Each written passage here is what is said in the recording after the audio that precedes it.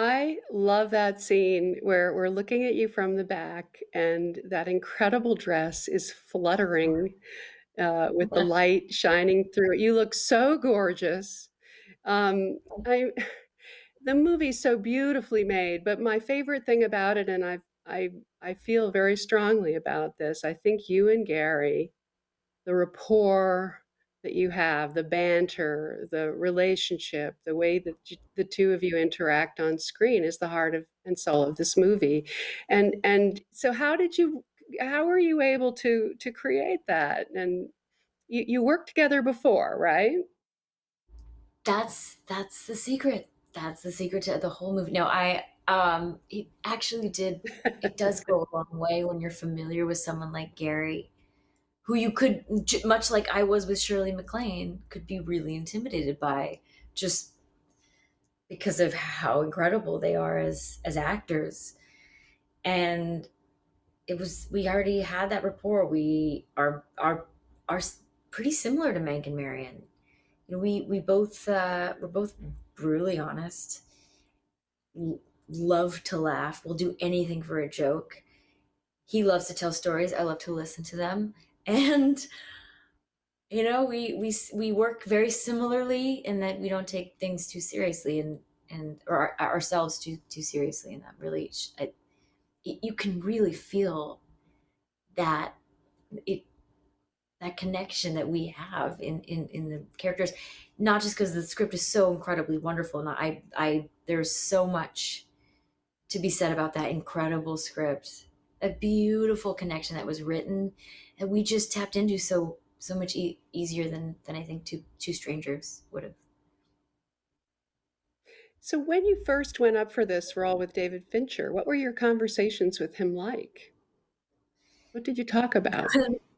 The first conversation was over Zoom for the first time ever, and it was very late for me at night. It was actually the same time. It was like 10 o'clock, and he talked for a half hour. And my fear was that he was going to think I was mute, or just didn't have anything to say. And then, because I had read the script and I had thoughts about it, and it was very obvious to me right when I met him that he was interested in my opinions on the script, on the character Marion.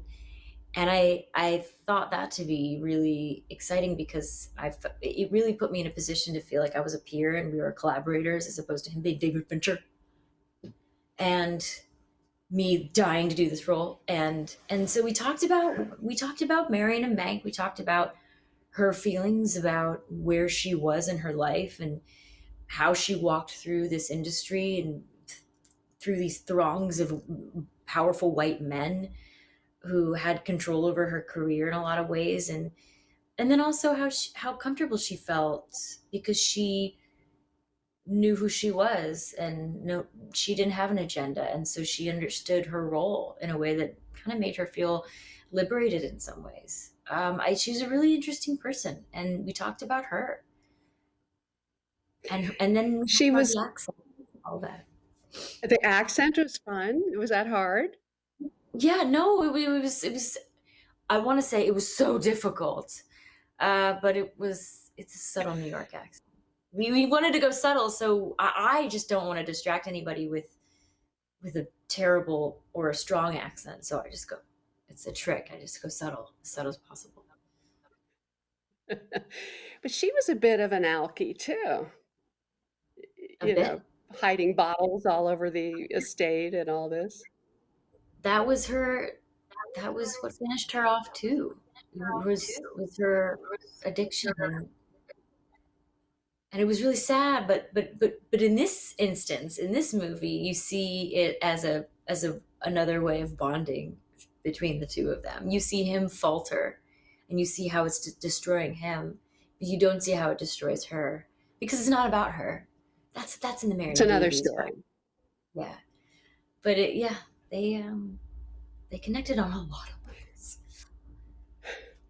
So there's this wonderful scene in the Hearst Castle, a whole big group of people talking, and you had to be really witty and sharp and come in on just the right cue at every moment.